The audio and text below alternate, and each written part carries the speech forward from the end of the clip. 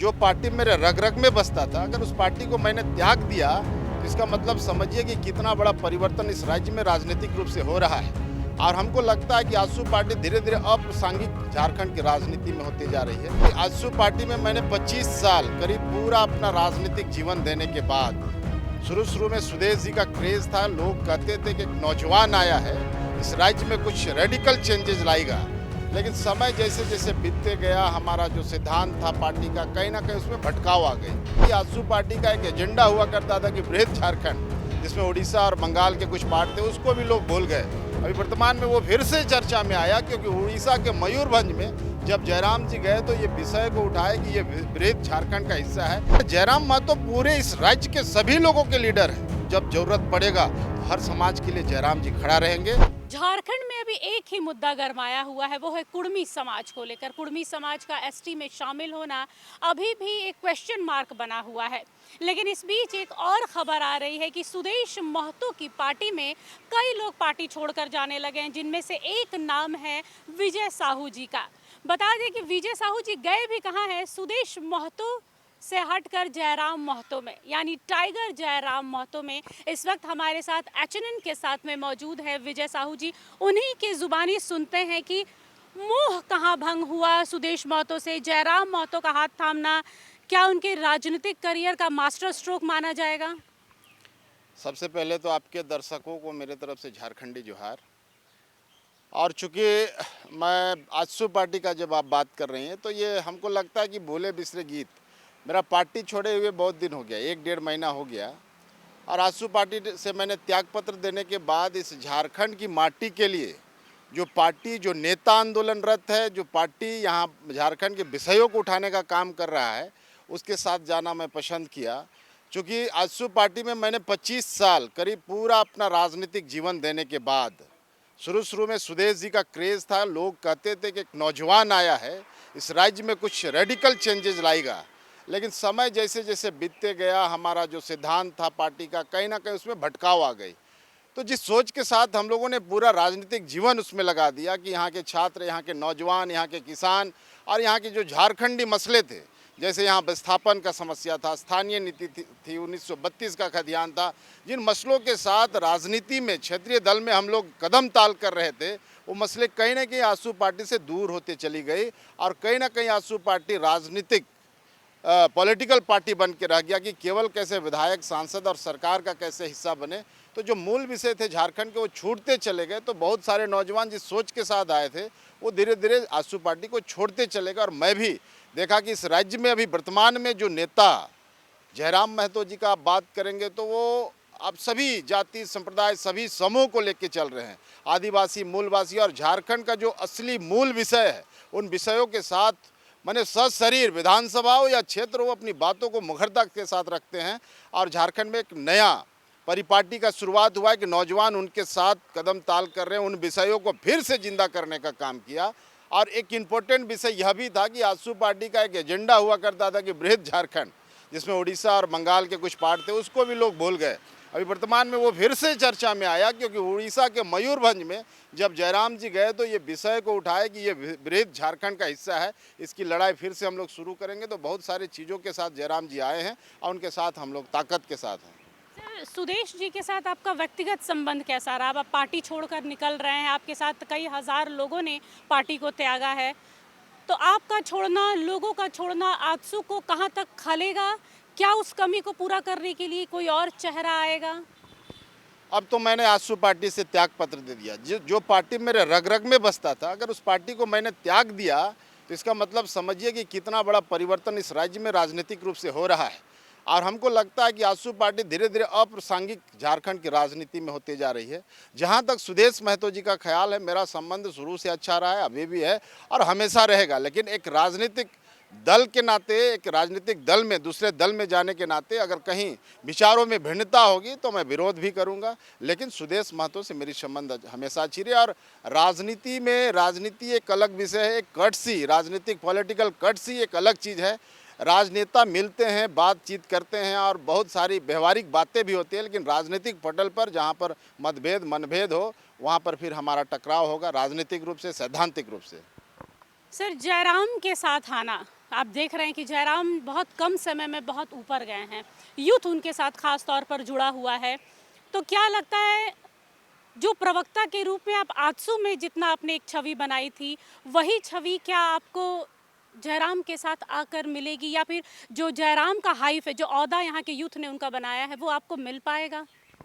देखिए, मैं प्रवक्ता था, मैं संघर्षशील व्यक्ति हूँ, जहाँ भी रहूँगा संघर्ष करूँगा, मैं लड़ाई करता हूँ, मैं लोगों के हितों के लिए लड़ता हूँ। और अभी मैं जिस विधानसभा से आता हूँ और कमोबेश पूरा झारखंड प्रदेश में विस्थापन एक बहुत बड़ी समस्या है। यहाँ की ज़मीनों को बड़ा साजिशन, बड़ी चतुराई के साथ लोगों के हाथों से छीना जा रहा है।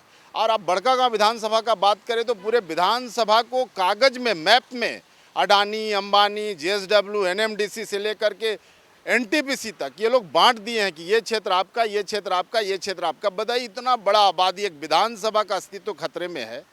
तो लड़ाई लड़ने आया हूँ, मैं हाइप नहीं बनाना चाहता हूँ, मैं बहुत बड़ा लीडर भी नहीं बनना चाहता हूँ। एक सामान्य कार्यकर्ता के रूप में जेल कैंप के साथ जयराम महतो के हाथों को मजबूत करना चाहता हूँ कि यहाँ पर जो जल जंगल की बातें पीछे छूट गई थी, जो स्थानीय नीति की बातें पीछे छूट गई, जो विस्थापन नीति, जब अभी देखिए आप विधानसभा में जयराम जी ने बड़ी ताकत के साथ, इससे पहले बहुत सारे विधायक उठाए थे कि विस्थापन और पुनर्वास नीति आयोग का गठन हो, तो वो कैसे हुआ जब विधानसभा पिछले बार चला। और 28 तारीख को हमको लगता है कि जयराम जी इन बातों को विधानसभा में उठाए थे और उसके 10 दिन बाद ही सरकार और कैबिनेट को मजबूर होना पड़ा कि अगर ये आवाज़ उठा रहे हैं जयराम जी, तो जयराम जी के साथ एक बहुत बड़ा जनमानस है, उनके साथ जुड़ा हुआ है। अगर इनके बातों को विधानसभा में उठाने के बाद भी सरकार तवज्जो नहीं देगी तो झारखंड में इनको राजनीति करना मुश्किल हो जाता है। इसलिए वो आज देखिए विस्थापन आयोग, पुनर्वास आयोग का गठन करने का प्रस्ताव पारित हुआ है कैबिनेट में। तो मैं यही कहता हूँ कि जो नौजवान आज जयराम जी के साथ आए हैं, जयराम जी यहाँ के मूल विषयों को उठाने का काम किए हैं, जो झारखंडी जनता चाहती है उन विषयों को पकड़े हैं, तो इसीलिए आज उनके साथ लोग जुड़े हुए हैं। सर, आप तो हॉट टॉपिक अभी कुर्मी समाज का मुद्दा है, आजसू भी खुलकर कुर्मी समाज को सपोर्ट कर रही है और जयराम तो कुर्मी नेता ही हैं। तो कुर्मी समाज को लेकर आप क्या कहना चाहेंगे? एसटी मिलना चाहिए, उसमें शामिल करना चाहिए, और करना चाहिए तो क्यों, नहीं करना चाहिए तो क्यों? देखिए, हिंदुस्तान एक लोकतांत्रिक देश है और अगर कोई डिमांड रखता है तो उसके साथ वो अपना लॉजिक देगा, और अगर पूरा करना होगा तो ये संविधान सभा, ये देश की राजनीति, देश का सरकार करेगा, संविधान करेगा।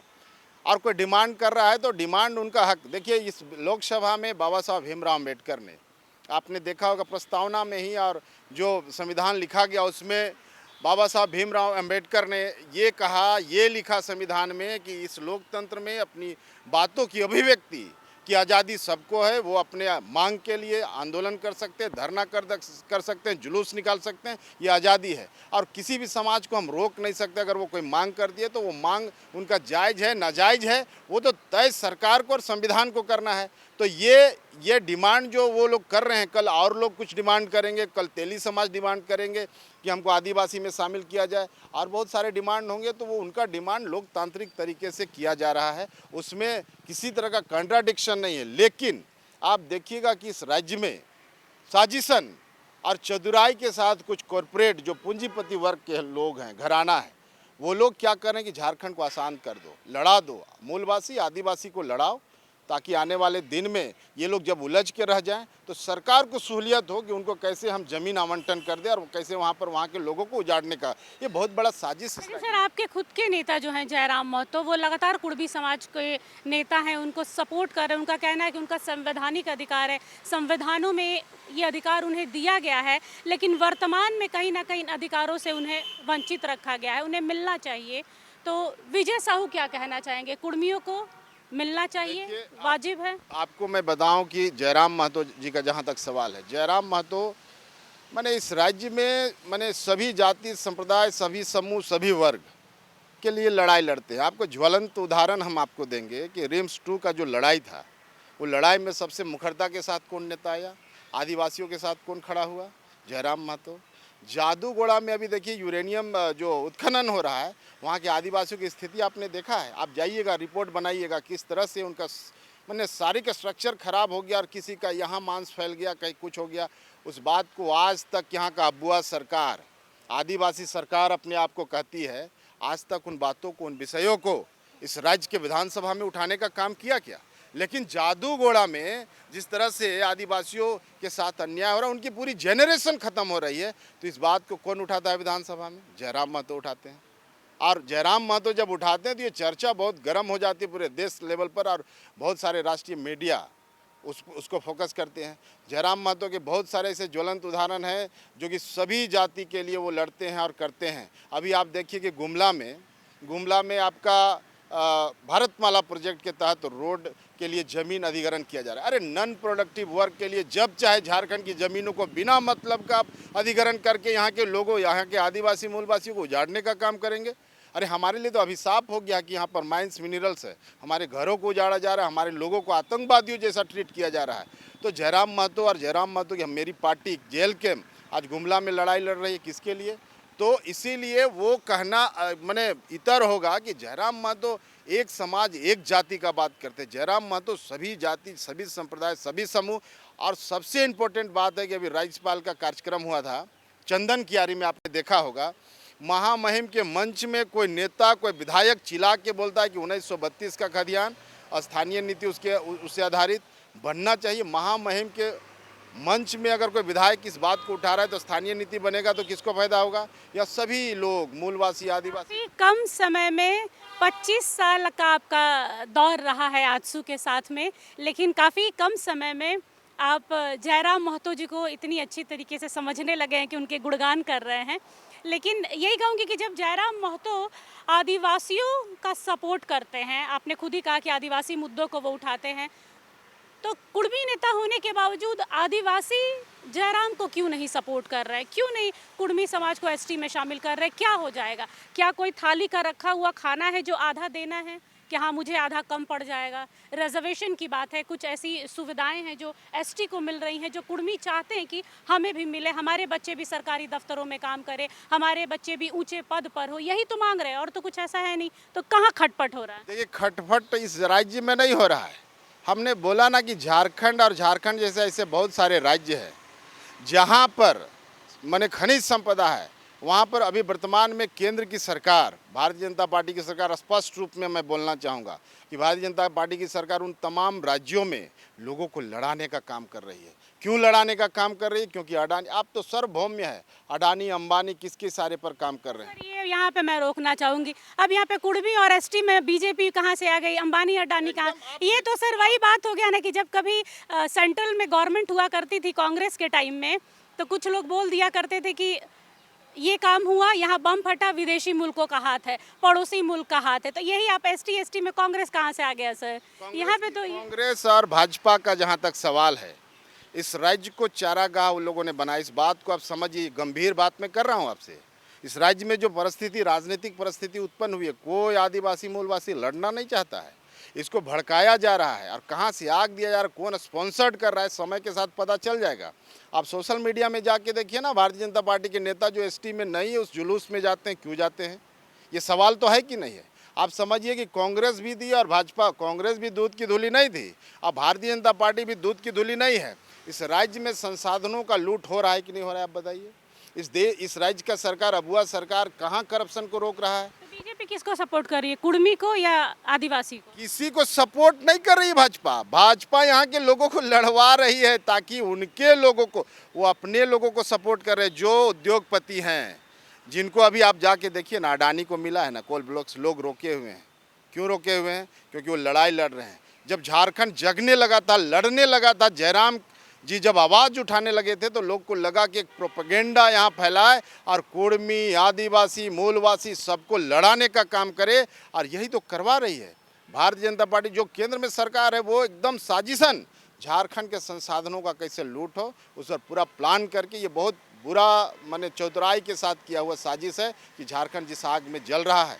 मैं यहाँ के आदिवासी मूलवासी नौजवानों से आग्रह करूँगा कि इस फेर में ना पड़े। राजनीति बहुत गंदी है आपकी। अबुआ सरकार भी दिल्ली सरकार से मिला हुआ है, अबुआ सरकार, दिल्ली सरकार, ऐसे बहुत सारे उदाहरण हैं जिससे आपको पता चलेगा। ये सरकार यहाँ से वहाँ से मिल के सबसे ज़्यादा नुकसान यहाँ के आदिवासी मूलवासियों का है। विजय साहू जो आजसू में नहीं कर पाए 25 सालों में, क्या लगता है जेल कैम जयराम महतो के साथ जुड़ के कुछ कर पाएंगे? क्या चेहरा होगा आपका जेल कैम में? किस पद पे होंगे?